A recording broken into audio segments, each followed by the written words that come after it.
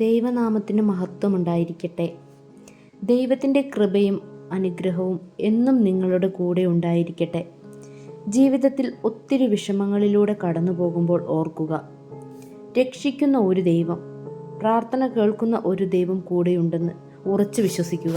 എത്ര വലിയ പ്രശ്നങ്ങൾക്ക് നടുവിലും എന്നെ കാത്തു പരിപാലിക്കാൻ എൻ്റെ ദൈവത്തിന് സാധിക്കും. രാത്രിയിൽ കിടക്കുമ്പോഴും രാവിലെ ഉണരുമ്പോഴും ഈ പ്രാർത്ഥന ചൊല്ലുക. ഇത് ചൊല്ലുമ്പോൾ ദൈവം നമ്മുടെ രക്ഷയ്ക്കെത്തും, നമ്മളെ വഴി നടത്തും.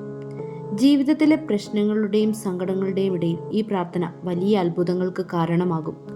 ദാവീദ് തൻ്റെ ജീവിതത്തിൽ വന്നുപോയ തെറ്റുകൾക്ക് മാപ്പ് പറഞ്ഞ് അനുഗ്രഹം യാചിക്കുന്ന ഒരു പ്രാർത്ഥനയാണിത്. ദൈവമേ, നിർമ്മലമായ ഹൃദയം എന്നിൽ സൃഷ്ടിക്കണമേ. അചഞ്ചലമായ ഒരു നവചൈതന്യം എന്നിൽ നിക്ഷേപിക്കണമേ. അങ്ങയുടെ സന്നിധിയിൽ നിന്ന് എന്നെ തള്ളിക്കളയരുതേ. അങ്ങയുടെ പരിശുദ്ധാത്മാവിനെ എന്നിൽ നിന്ന് എടുത്തു കളയരുതേ. അങ്ങയുടെ രക്ഷയുടെ സന്തോഷം എനിക്ക് വീണ്ടും തരണമേ. ഒരുക്കമുള്ള ഹൃദയം നൽകി എന്നെ താങ്ങണമേ.